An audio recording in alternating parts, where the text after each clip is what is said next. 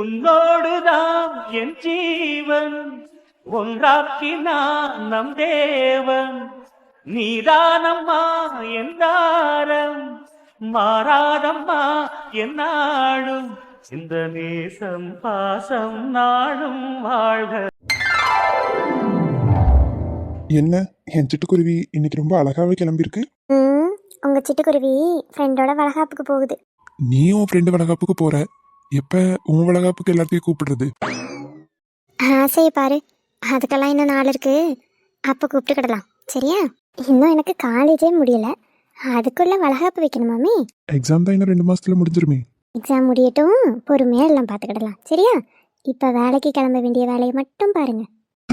சரி, இந்த அழகிய நான் டிராப்பாவது பண்ணிட்டு போகட்டுமா? ஒன்றும் பண்ண தேவையில்ல, நீங்க நடைய கட்டினா மட்டும் போதும், நானும் இலக்கியாவும் போய்க்கிடுவோம். சரிங்க மேடம். எத்தனை மணிக்கு ஃபங்க்ஷன்? 10 மணிக்கு தான். இன்னொரு 1/2 மணி நேரம் கழிச்சு கிளம்புனா கரெக்டாக இருக்கும். சரி ஓகே, அப்போ நான் உன்னை இலக்கியா வீட்லையாவது விட்டுட்டு போறேனே. ஓகே, அங்கே என்ன விட்டுட்டு போங்க, நானும் அவ்வளோ கிளம்பி போயிடுறோம். சரி, நான் ஆஃபீஸ் போகிறதுக்கு எனக்கு கொஞ்சம் டைம் இருக்குல்ல, இலக்கியாவுக்கு ஃபோன் பண்ணி கிளம்பிட்டாலா என்ன பண்ணுறான்னு கேட்டுக்கோ. நான் ஆஃபீஸ் போகும்போது நான் அப்படியே ட்ராப் பண்ணிட்டு போயிடுறேன். அதுதான் என்னன்னே தெரிலங்க, நான் நேற்று நைட் அவளுக்கு கால் பண்ண சுவிட்ச் ஆஃப்னு வந்துச்சு. காலையில் கால் பண்ணி பார்க்கல, ஆனால் மெசேஜ் பண்ண இப்போ வரைக்கும் மெசேஜை பார்க்கவே இல்லை. கிளம்புனாலா இல்லையான்னு கூட எனக்கு தெரியல. சுவிட்ச் ஆஃப்னு வந்துச்சு, இப்போ வரைக்கும் மெசேஜ் பார்க்கலையா? ஒருவேளை இன்னைக்கு தான் ஃபங்க்ஷன் மறந்துட்டாலும் என்னமோ. அது எப்படிங்க மறப்பா, நேற்று நாங்கள் 2 பேரும் காலேஜில் கூட பேசினோமே. கண்டிப்பாக நம்ம நாளைக்கு போகணும்னு சொல்லிட்டு தான் போனான். அதுக்கு பிறகு என்னாச்சுன்னு தெரியல. ஒருவேளை என் நண்பனுக்கும் ஃப்ரெண்டுக்கும் சண்டையாக இருக்குமோ, அந்த கோவத்தில் எதுவும் சுவிட்ச் ஆஃப் பண்ணிட்டாலோ என்னமோ. சண்டையாக இருக்குன்னு எதை வச்சு சொல்கிறீங்க? இல்லைம்மா, வழக்கம் போல் காலேஜ் முடிச்சு அவனை பார்த்துட்டு தானே போவா. எதுவும் சண்டை எதுவும் வந்துச்சோ என்னவோ, அதான் கோவத்தில் சுவிட்ச் ஆஃப் பண்ணியிருக்கான்னு நினைக்கிறேன். ஐயோ தெரியலையேங்க. அவங்க அண்ணி நம்பர் அம்மா நம்பர் ஏதாவது இருக்கும்ல, அவங்களுக்கு ஃபோன் பண்ணி அவள் கிளம்பிட்டாலாம் என்ன பண்ணுறான்னு கேளு. இல்லைனா இப்போவே கூட உன்னை கொண்டு போய் விட்டுட்டு வந்துடுறேன். ஆமாம், ஒவ்வொருத்தருக்கா ஃபோன் பண்ணுறதுக்கு நான் நேர்லேயே போய் அவளை ரெடி பண்ணி கூட்டிகிட்டு போயிடுறேன். சரிம்மா ஓகே, பார்த்து பத்திரமா போயிட்டு வரணும் சரியா? பத்திரமா போயிட்டு வந்துடுவேன். அப்புறம் ஒரு விஷயம், நான் ஒரு ஃபைல் உன்ட்டு தரேன், அது ரொம்ப முக்கியமான ஃபைல். எங்கேயாவது மிஸ் பண்ணிட்டேன்னா போச்சு, நான் அந்த ஃபைலை உனக்கு தரேன், நீ பத்திரமா வச்சிரு. எனக்கு ஒரு நாள் இல்லை 2 நாள் கழிச்சு அது தேவைப்படும் போது நான் கேட்குறேன், எனக்கு எடுத்து கொடு சரியா? அசால்ட்டாக இருந்துடாதம்மா, ரொம்ப முக்கியமான ஃபைல். அது மட்டும் மிஸ் ஆயிடுச்சுன்னா அவ்வளோதான், என் வேலைக்கே உழ வச்ச மாதிரி ஆயிரும். முத்துவை நம்பினோ கைவிடப்படார் சரியா? நீங்கள் தாராளமாக என்னை நம்பி கொடுக்கலாம், ஒன்றும் ஆகாது.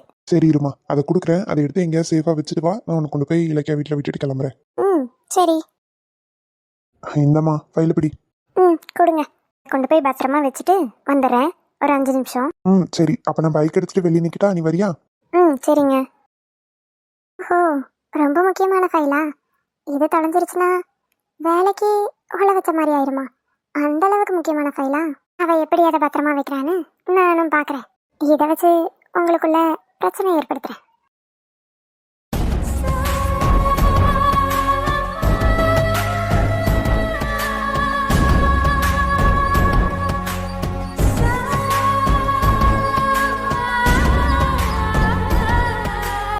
காதல் தந்தவனி தேரும் காதலினாலே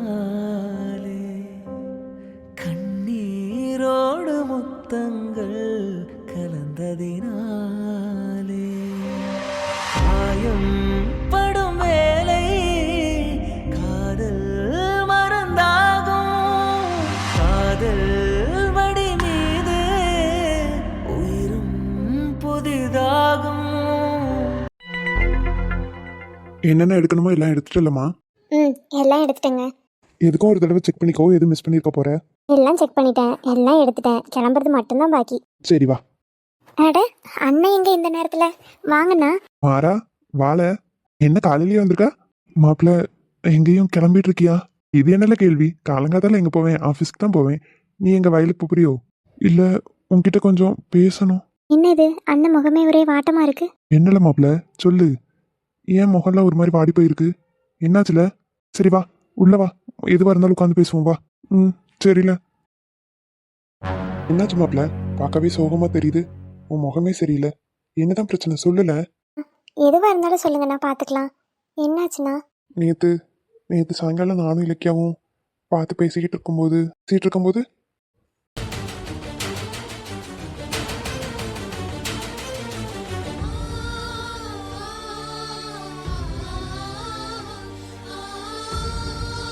என்னடா மாப்பிள்ள சொல்ற? ஆமா ரகு, நேற்று இப்படி தான் ஆச்சு. அவங்க அண்ணன் கோவமாக வீட்டுக்கு இழுத்துட்டு போனாவ.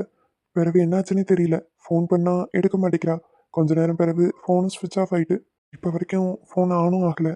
என்ன பண்ணுறது, அங்கே என்ன நடக்குதுன்னு எனக்கு ஒன்றுமே புரியல மச்சான். என்ன மாப்பிள்ள நீ? நாளைக்கு தாமரையை நான் இப்படி ஒரு சூழ்நிலையில் பார்த்தா நான் அமைதியாகவே இருப்பேன். எனக்கும் கோவம் வந்து நான் ஏதாவது ஏசுவோம்ல. அந்த இடத்துல யாருக்கா இருந்தாலும் கோவம் வரதான் செய்யும். பேசிட்டு இருந்து பார்த்தா பரவாயில்ல. நீங்கள் ரெண்டு பேரும் நல்லா நெருக்கமாக நின்றுட்டு இருக்கும்போது பார்த்தாங்கன்னு வேற சொல்கிறேன். அப்போ கோவம் வரதானே செய்யும். நீ அந்த இடத்துல கொஞ்சம் பொறுத்து போயிருக்கலாம் இல்லையா? பொறுத்து போகக்கூடாதுன்னு நினைக்கல மாப்பிள்ள.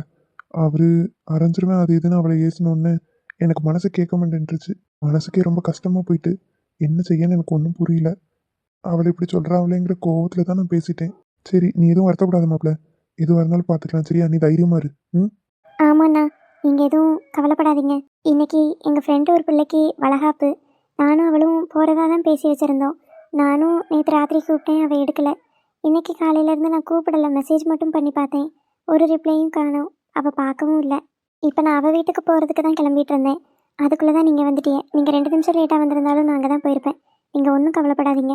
அங்கே போய் பார்த்துட்டு என்ன ஏதுன்னு உங்களுக்கு நான் தகவல் சொல்கிறேன். தைரியமாக இருங்கண்ணா, எதுவாக இருந்தாலும் பார்த்துக்கலாம். ஆ, முத்து, அங்கே தான் போறியா? எனக்கு ஒரு ஹெல்ப் மட்டும் பண்ணுமா? அவன் நல்லா இருக்காளான்னு பார்த்துட்டு எதுவும் பிரச்சனை இல்லைன்னா எனக்கு உன் ஃபோன்லேருந்து ஃபோன் மட்டும் பண்ணி கொடுமா. கொஞ்சம் நான் அவகிட்ட பேசிக்கிடுறேன். நிச்சயமாக பண்ணி கொடுக்குறேண்ணா. முதல்ல அங்கே போய் என்ன சூழ்நிலை என்ன ஆச்சுன்னு நான் ஃபஸ்ட்டு தெரிஞ்சுக்கிறேன். அதுக்கு பிறகு என்னால் என்ன பண்ண முடியுமோ உங்களுக்காக நான் பண்ணுறேன். நீங்கள் தைரியமாக மட்டும் இருங்க, சரிங்களா? ம், சரிம்மா. அழுகாத இலக்கியா. பிறகு நான் அழுகாமல் என்னடி செய்ய? இங்கே பாரு, அண்ணன் நடந்த எல்லா விஷயத்தையும் என்கிட்ட சொன்னாங்க. நான் வரும்போது அண்ணனை பார்த்துட்டு தான் வந்தேன், சரியா? பொறுமையாக அழாமல் என்ன நடந்துச்சுன்னு என்கிட்ட சொல்லு. வீட்டில் என்ன நடந்துச்சுன்னு தெரிஞ்சாதான் அதுக்கப்புறம் என்ன பண்ண முடியும்னு நம்ம யோசிக்க முடியும். மாறன் மாமாவை பாத்தியா? என்னடி சொன்னார்? அதெல்லாம் நான் பிறகு சொல்கிறேன். முதல்ல என்ன நடந்துச்சுன்னு சொல்லிட்டி. இல்லை முத்து, நேற்று மாமாவும் நானும் பேசிகிட்டு இருந்தோம். அப்போ அண்ணாவும் அண்ணியும் பார்த்துட்டாங்க. அண்ணன் கோவமாக என்ன திட்டினதும் மாறன் மாமாவுக்கு கோவம் வந்து அண்ணனை கொஞ்சம் திட்டாரு. அண்ணன் கோவத்தில் என்னை வீட்டுக்கு கூட்டிகிட்டு வந்துட்டான். நான் பயந்துட்டே தான் வந்தேன், வீட்டில் எல்லார்ட்டையும் சொல்லிடுவான்னு. ஆனால் யார்கிட்டையுமே சொல்லலை. நல்ல வேலைடி. நான் வரும்போது கூட அத்தையை பார்த்தேன். அப்போது அத்தை வாமான்னு சொன்னாவே. இலக்கியா எங்கன்னதுக்கு ரூமில் இருக்கா, இன்னைக்கு காலேஜுக்கு வரமாட்டேன்னு சொல்லிட்டு படுத்து கிடக்கா, நீ போலையான்னு கேட்டாங்க. இல்லை, இந்த மாதிரி எங்கள் ஃப்ரெண்டுக்கு வளகாப்பு, நாங்கள் 2 பேரும் அங்கே போகணும், அதான் நான் கிளம்பி வந்தேன்னு சொன்னேன். அப்படியே அவன் என்கிட்ட ஒன்றுமே சொல்லலை. அப்போ கிளம்பிட்டு இருப்பாளா பாருமா அப்படின்னாவ. நார்மலாக தான் பேசினாவ. நானும் சரி அத்தைக்கு தெரியாதோ அப்படின்னு நினச்சிட்டு பயந்துட்டே தான் வந்தேன், என்ன ஆகுமோன்னு. இல்லடி, அம்மாவுக்கு இன்றைக்கி நான் காலேஜ் போகலன்னு மட்டும்தான் சொன்னேன். வேறு எதுவும் அம்மாவுக்கு தெரியாது. அண்ணன் எதுவுமே சொல்லலை. நம்மளாம் ஏன் போய் இதை சொல்லிட்டுன்னு நானும் சொல்லலை. பிறவு என்னடி, அண்ணன் தான் யார்கிட்டையும் சொல்லலைல்ல. அண்ணன் சொல்லலை தான், இருந்தாலும் அண்ணன் கோவத்தில் என்னை 4 திட்டிட்டு ஒரு அடி அடித்தா கூட எனக்கு பெருசாக தெரியாது. என் மூஞ்சையே பார்க்க மாட்டேங்கிறான். நானும் நேற்று சாயங்காலம் வந்ததுலேருந்து ஒரு 2-3 தடவை அவன் கண்ணு முன்னாடி போனேன். நைட்டு அவன் என்னை பார்த்தாலே அண்ணியை தான் பிடிச்சி திட்டுறான். என்கிட்ட எரிஞ்சு விழுகிற மாதிரியே பேசுகிறான். கஷ்டமாக இருக்குடி. இலக்கியா, நீ எதுவும் கஷ்டப்படாத. அண்ணனும் லவ் மேரேஜ் தானே பண்ணியிருக்காங்க. அண்ணனுக்கும் இந்த லவ்வை பற்றிலாம் புரியும். என்ன, நேற்று ஒன்று அப்படி பார்த்தனாதான் கோவப்படுறாங்க, வேற ஒன்றும் கிடையாது. சீக்கிரம் அண்ணனும் புரிஞ்சுக்குவாங்க. நீ தைரியமாக இரு, சரியா? ம். அழாதட்டி, அதான் இப்போ அண்ணன் யார்கிட்டையும் சொல்லலைல்ல, அப்படியே விடு. நீ மனசை போட்டு ஒன்றும் குழப்பிக்காத, சரியா? ஒரு மாதிரி இருக்குடி. அப்படிதான்ட்டி இருக்கும். லவ் பண்ணியாச்சு. இனி வர பிரச்சனையெல்லாம் நம்ம தானே கடந்து வந்தாகணும். எதுவுமே நமக்கு ஈஸியாக கிடச்சிடாதுல்ல. எல்லாத்துக்கும் நம்ம போராடி ஜெயிச்சாதானே அது நிலைக்கும். காதல்னாலே போராட்டம் தாண்டி. இப்போதைக்கு அண்ணனுக்கு தெரிஞ்சிருக்கு. இது எல்லாருக்கும் ஒரு நாள் தெரிய தானே போகுது. தைரியமாக ஃபேஸ் பண்ணு, சரியா? சரி முத்து. இலக்கியா, அண்ணன் யார்கிட்டையுமே வீட்டில் சொல்லலை, உன்னை யாருமே திட்டலை அடிக்கலை. பிறகு எதுக்கடி ஃபோனை ஸ்விட்ச் ஆஃப் பண்ணி போட்டிருக்க? நான் நேற்று ராத்திரியே உனக்கு கூப்பிட்டு பார்த்தேன், நீ எடுக்கலை, ஸ்விட்ச் ஆஃப்னு வந்தது. இன்றைக்கி மாறணுன்னாவும் அதே தான் சொன்னாங்க. அவங்க ரொம்ப நேரமாக உன் ஃபோனுக்கு ட்ரை பண்ணிகிட்டே இருக்காங்கடி. சார்ஜராவது போட்டு வைக்கலாம்ல. இப்படி ஒரு சூழ்நிலை நடந்திருக்கு. உனக்கு என்னாச்சோ ஏதாச்சும் அவங்க பதறிட்டு இருப்பாங்கல்ல. ஃபோன் பண்ணி சொல்லணும்னு உனக்கு அக்கறை இருக்கா? பாவண்டி அந்த அண்ணன். எனக்கும் மாமாட்ட பேசணும்னு ஆசையாக தாண்டி இருக்குது. என்னோட சார்ஜர் வேறு பிஞ்சு போச்சு. நான் கொஞ்ச நாளாகவே அண்ணனோட சார்ஜர் தான் யூஸ் பண்ணிகிட்டு இருந்தேன். அண்ணியோடது, அம்மாவோடது, அப்பாவோடதுன்னு யாரோட சார்ஜருமே எனக்கு செட் ஆகாது. அவங்களுக்குலாம் வேறு டைப், எனக்கு சி டைப் சார்ஜர். எனக்கும் அண்ணனுக்கும் மட்டும்தான் இந்த வீட்டில் சேம் டைப் சார்ஜர். நேற்று ராத்திரி ஸ்விட்ச் ஆஃப் ஆகிட்டு ஃபோன். அதுக்கு பிறகு தான் நான் எடுத்து பார்த்தேன். அவனே என் மேலே அவ்வளோ கோவத்தில் இருக்கான். வேறு ஏதாவது கேட்டால் கூட பரவாயில்ல, நான் போய் சார்ஜர் கேட்க போய் அவன்கிட்ட பேசுறதுக்கு தானே ஏதாவது திட்டாருன்னா என்ன பண்ணுறதுன்னு தான் நான் சார்ஜர் கேட்கல. அண்ணனை சமாதானப்படுத்துறதுக்கு மட்டும் 2-3 தடவை போனேன். ஆனால் அண்ணன் என்னை பார்த்தாலே எரிஞ்சு விழுந்து நான் வந்துட்டேன். ஓ, இதுதான் விஷயமா? சரி விடு. 2 சார்ஜர் இருக்குது. நான் ஒரு சார்ஜர் தரேன், நீ அதை யூஸ் பண்ணிக்கோ. இப்போ நீ கிளம்பி என் கூட வா. எங்கடி? அவள் வளகாப்புக்கா? வளகாப்பெல்லாம் இருக்கட்டும்டி, அது பொறுமையாக கூட போய்க்கலாம். முதல்ல நீ அண்ணனை வந்து பாருவா. எப்படி மட்டும் வர்றது? இது என்னடி கேள்வி? உங்கள் வீட்டுக்கு இன்னைக்கு நீ காலேஜ் போகலன்னு மட்டும்தானே தெரியும், மற்றது எதுவும் தெரியாதுல்ல. நீ எப்பயும் போல் கிளம்பு. நான் தான் வளகாப்புக்கு போகணுன்னு சொல்ல மறந்துட்டேம்மா. அதான் முத்து வந்திருக்கா, நாங்கள் 2 பேர் சேர்ந்து போகிறோன்னு என் கூட வா. நீ போய் அண்ணனை பாரு, பேசு. அதுக்கு பிறகு பொறுமையாக கூட நம்ம வளகாப்புக்கு போயிட்டு வரலாம். நிஜமாவாடி சொல்கிறேன்? மாறன் மாமா என் மேலே எதுவும் கோபத்தில் இருக்காங்களா? பார்க்க வருவாங்களா? பார்க்க வருவாங்களாவா? லூஸு, நீ போன உடனே அவளுக்கு ஃபோன் பண்ணி கொடுமா, நான் பேசுகிறேன்னு அவ்வளோ ஆசையாக சொன்னாங்க. நான் தான் சரி அங்கே என்ன சூழ்நிலை இருக்குன்னு தெரியலன்னா நான் போய் பார்க்குறேன்னு சொல்லிட்டு வந்தேன். அதான் இப்போ உனக்கு ஒன்றும் இல்லை, நீ நார்மலாக தானே இருக்க. வா கிளம்பி போகலாம். அண்ணனும் அண்ணியும் தான் ஸ்கூலுக்கு போயிட்டாங்களடி, தைரியமாக என் கூட கிளம்பி வா. ம் சரி முத்து. ஐய இப்படி அழுதுட்டுலாம் வராத. கண்ணை தொடச்சிட்டு நல்லா போய் மூஞ்ச கழுவி ஒரு நல்ல ட்ரெஸ்ஸை போட்டு வா. போ, ஃபங்க்ஷனுக்கு போகிற மாதிரி வா. அப்போ தான் அத்தை நம்புவாங்க. ம் சரி இருடி, மாற்றிட்டு வரேன். என்னடி பொண்டாட்டி சாப்பிடாம இங்கே வந்து உட்காந்துருக்க? ஆ சாப்பிடாம உட்காந்துருக்கேனா? நீ சமைச்சு கொடுத்ததை சாப்பிட்டனால தான் இப்படி வந்து உட்காந்துருக்கேன். புரியலையே. சாருக்கு எப்படி புரியும்? என்னடி வளர்ற? தெளிவாக தான் சொல்ல. ஏண்டா, உனக்கு சமைக்க தெரியாதுன்னா சமைக்க தெரியாதுன்னு சொல்லியிருக்கலாம்ல. இல்லையே, நான் நல்லா தான் சமைப்பேன். கிழிச்ச. ஏண்டி என்னாச்சு? நீ செஞ்சு கொடுத்த சாப்பாடை நல்லா பசியில் இருந்தேன்னு சொல்லி சாப்பிட்டேன். சாப்பிட்ட உடனே ஒரே வாந்தி. ஓஹோ, இதுதான் விஷயமா? ஐயா செஞ்சு கொடுத்தது அருமையா இருக்குன்னு அளவுக்கு மீறி சாப்பிட்ருப்ப, அதனால தான் வாந்தி வந்திருக்கும். ம் உன் மூஞ்சி மாதிரி இருந்துச்சு நீ சமைச்சது. அவ்வளோ அழகா இருந்துச்சா? அவ்வளோ கேவலமா இருந்த அர்ஜுன். என்னடி சொல்ற? வாயில வைக்க முடியல. வாயில வைக்க முடியலையா? வேற எங்க வச்ச? உன் தலையில. சீரியஸா பேசும்போது இப்படி விளையாட்டு பண்ணிட்டு இருக்காது அர்ஜுன். சரி சரி, என்னதான் ஆச்சு? உப்பு அதிகம், காரம் அதிகம், என்னால சாப்பிடவே முடியல. 2 வாய் தான் வச்சேன், வாந்தி வந்துருச்சு. ஐயோ, நீ வாந்தி எடுத்தேன்னு சொன்னதை பார்த்தா இது அதனால வந்த மாதிரி இல்லையே. வேற எதனால வந்த மாதிரி இருந்துச்சு? ஒருவேளை நீ பிரெக்னெண்டா இருக்கியோ? நீ சமைச்சு கொடுத்தது நான் மட்டும் இல்ல, ஆம்பளைங்க சாப்பிட்டாலும் பிரெக்னெண்டா தான் இருப்பாங்க போல. எது? ஆமாண்டா, நீ சமைச்சு அவ்வளோ அழகா கொடுத்துருக்கல, அதை சாப்பிட்டா நான் மட்டும் இல்ல எல்லாரும் வாந்தி தான் எடுக்கணும். நான் எல்லாம் கரெக்டாக தாண்டி போட்டேன். இன்னத்த கரெக்டா போட்டியோ தெரியல, ஆக மொத்தத்தில் என்னை வாந்தி எடுக்க வச்சுட்டேன். ஆனா நீ சரியான ஆள்றா. சாப்பிடு என் கூட உட்காந்துன்னு சொன்னதுக்கு நீ சாப்பிட்டுக்கிட்டே இரு, எனக்கு கசகசன்னு இருக்கு, நான் போய் குளிச்சுட்டு வந்த உடனே சாப்பிட்றேன்னு எப்படி நைஸா எஸ்கேப் ஆயிட்டேன் என்ன மாட்டி விட்டுட்டு.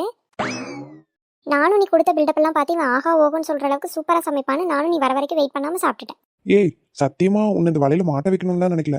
நான் 2 பேர்த்துக்கும் சேர்த்து தாண்டி சமைச்சேன். சரி குளிச்சுட்டு வந்து சாப்பிடலாமே, நீ சாப்பிட்டுட்டு கொஞ்சம் நேரம் கழிச்சு அப்புறம் குளிக்கணுமேனு பார்த்தேன். ஆனா இப்படி ஆகும்னு எனக்கு தெரியலையே. சரி நீ தான் சமைச்சியே, ஒரு தடவையாவது அதை டேஸ்ட் பண்ணி பாத்தியா? ச்சே, அதுதான் மிஸ்டேக் பண்ணிட்டேன். டேஸ்டே பண்ணல. தானே, நீ டேஸ்ட் பண்ணியிருந்தா அப்பவே செத்து போயிருப்படா. ஐயோ, இவ இருக்க வெறியில பார்த்தா நம்மளை கடிச்சு வச்சிருவா போல. நல்லா அத்தையும் மாமாவும் உன்கிட்ட என்ன மாட்டி விட்டுட்டு போயிட்டாங்க.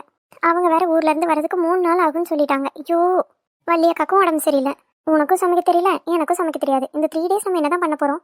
ஒன்றும் பிரச்சனை இல்லை, இப்போ கூட வா, நம்ம ஹோட்டல் போய் கூட சாப்பிடலாம். அது ஒண்ணுதான் நிலைமை. 3 நாளைக்கு ஹோட்டல்ல தான் நம்ம நல்லா வாங்கி சாப்பிட போறோம்னு தெரிஞ்சு போச்சு. வேற வழி.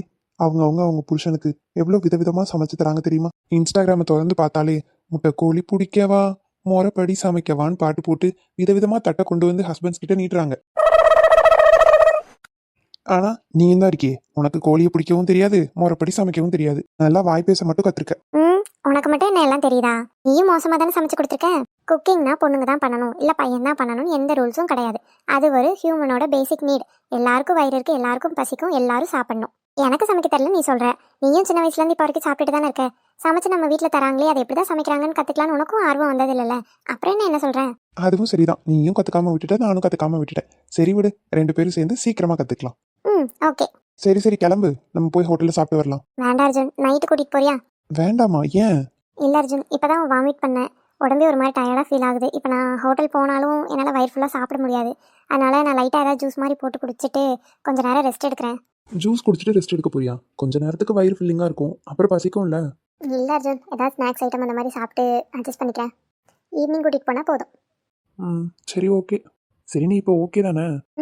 அதான் வாமிட் எடுத்து முடிச்சதுக்கப்புறம் தானே வந்தேன், அப்புறம் என்ன?